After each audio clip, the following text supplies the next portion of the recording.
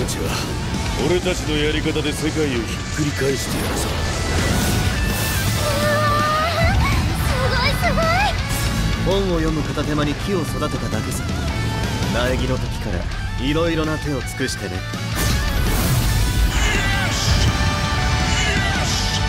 ここは一つ技術開発局としての基本に立ち返ろうじゃないかね。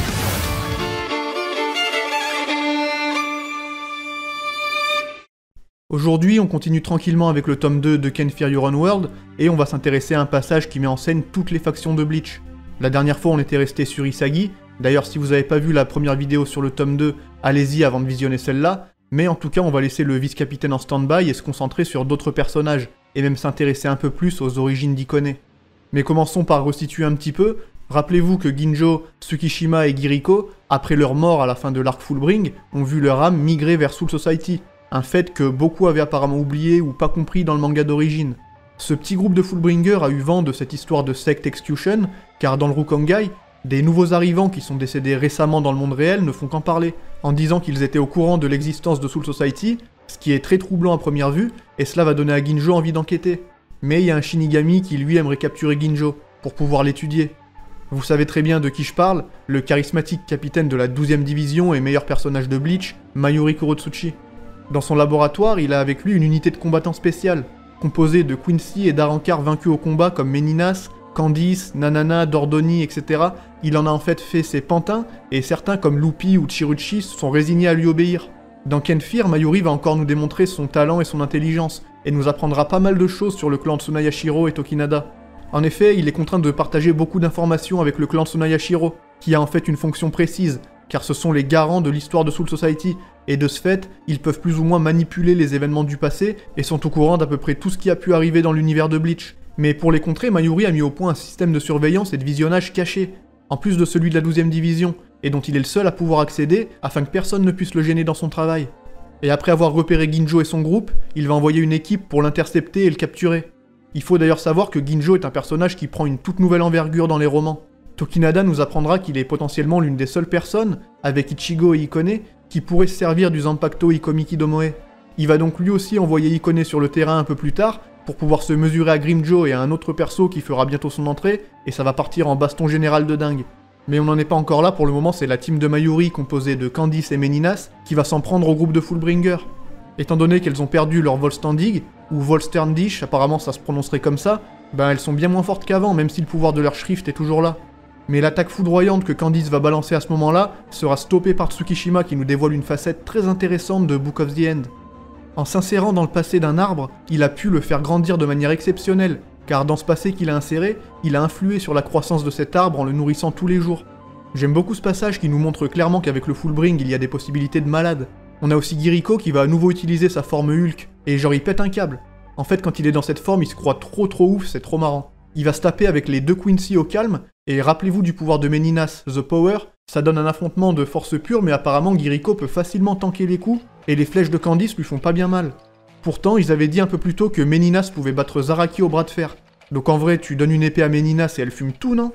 Bref, Tsukishima voulait tenter de s'insérer en elle, je parle de son pouvoir, hein, pas d'autre chose, mais ils vont tous être surpris par l'arrivée inattendue d'un tueur, Grimmjow, qui avait suivi la trace d'Ikone après leur combat au Ekomundo. Souvenez-vous, après avoir pris cher, Ikone était revenu à Soul Society. Enfin, c'est plutôt son Zanpakuto qui l'a ramené. Puis il s'est fait soigner par Seinosuke.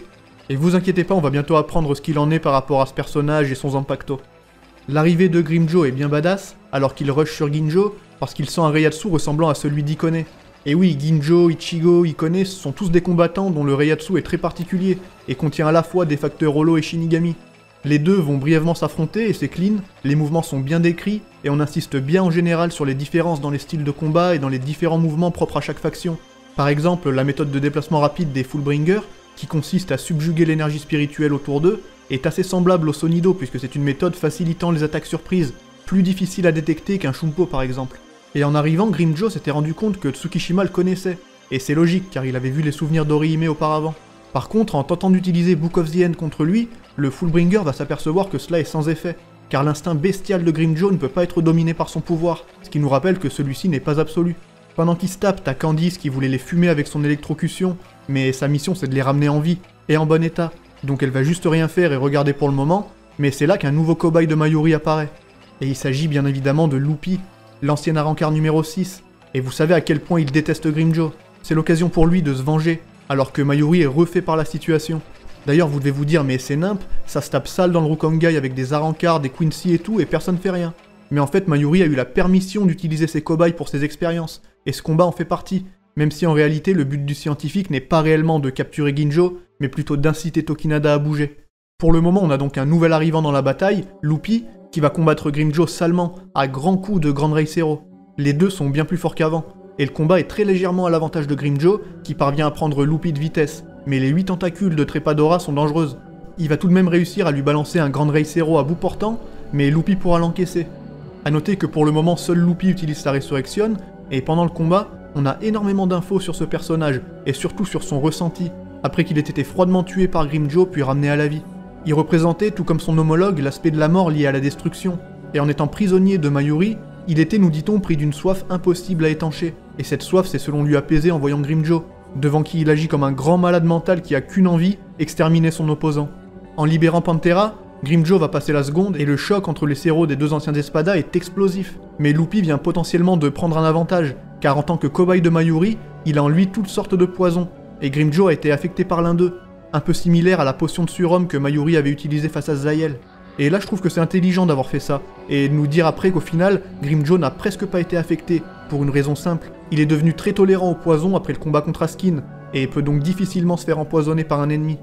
C'est finalement à ce moment que les Quincy et les Fullbringers s'apprêtaient à battre en retraite, car Loopy préparait un giga Cero, enfin plus précisément 8 grandes Ray Cero, avec chacun de ses tentacules, et Grimmjow compte le contrer avec sa Death Garonne.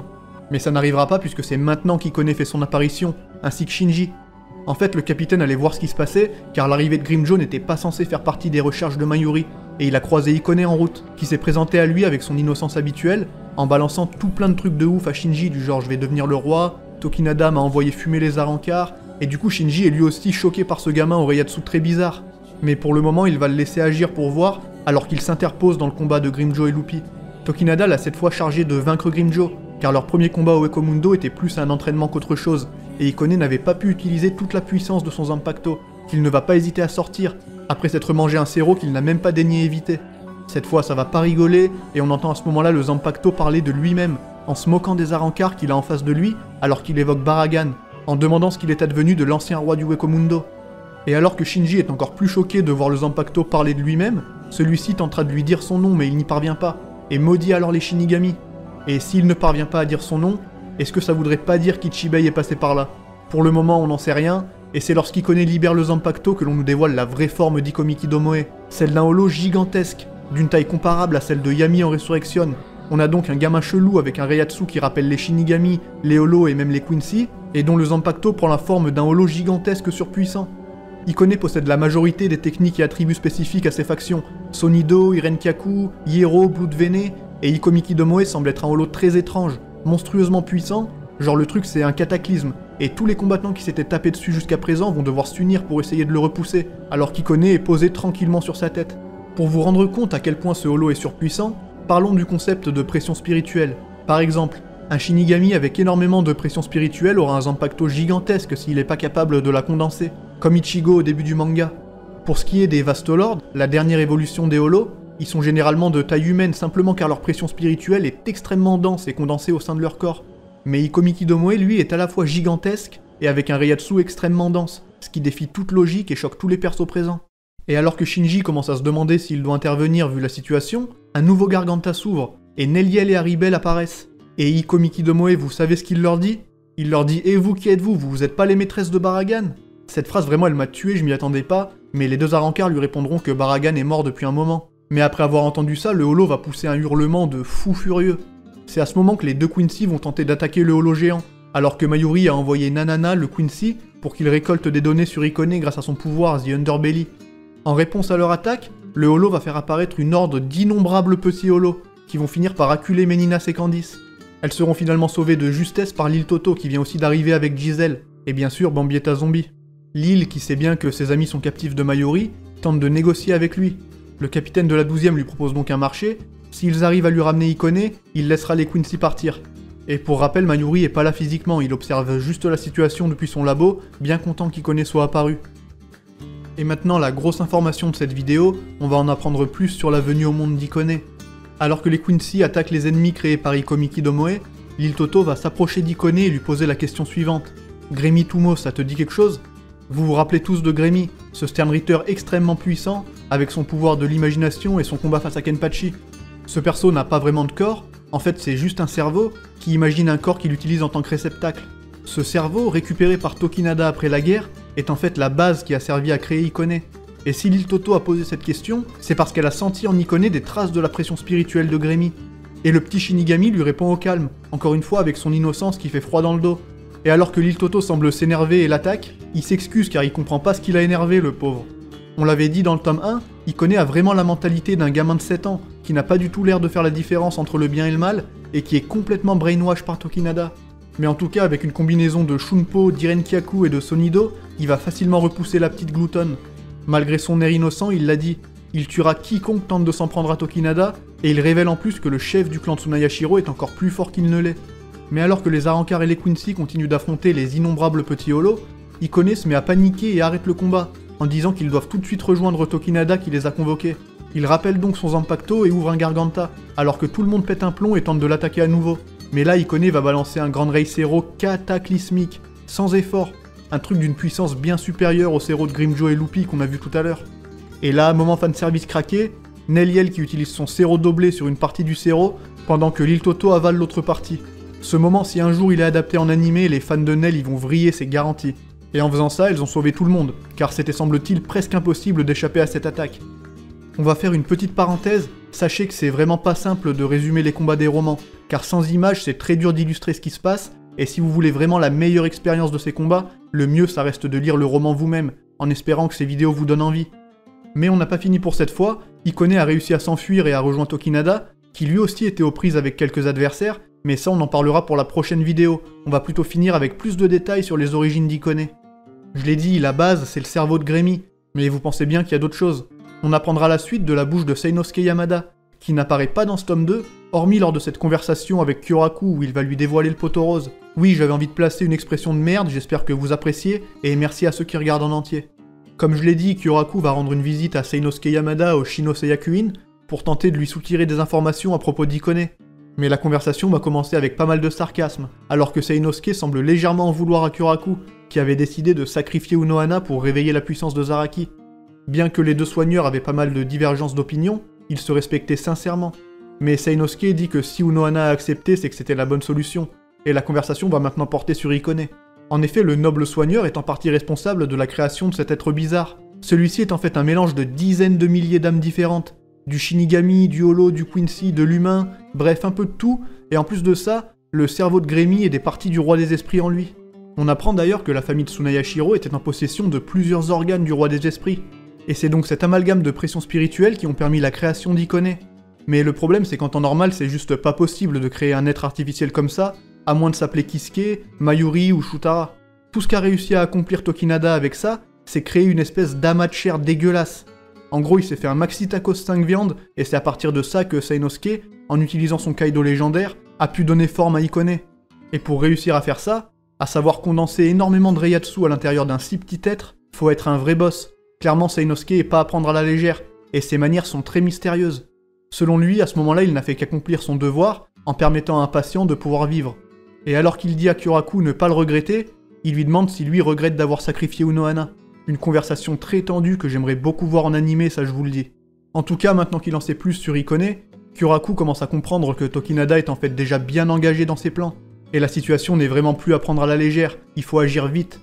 Dans la prochaine vidéo, on va donc s'intéresser au plan de Tokinada et à la contre-attaque du Gotei 13, alors que certains capitaines vont rejoindre Shinji Urukongai. Ils vont établir un conseil stratégique dans la propriété des Shiba et monter une équipe de tueurs pour lancer un assaut sur Tokinada, qui s'est réfugié dans un endroit très particulier pour la suite de ses plans. J'espère en tout cas comme toujours que cette vidéo vous aura plu. C'est vraiment cool de parler des romans Bleach et d'après vos retours vous avez l'air d'apprécier l'histoire donc c'est cool.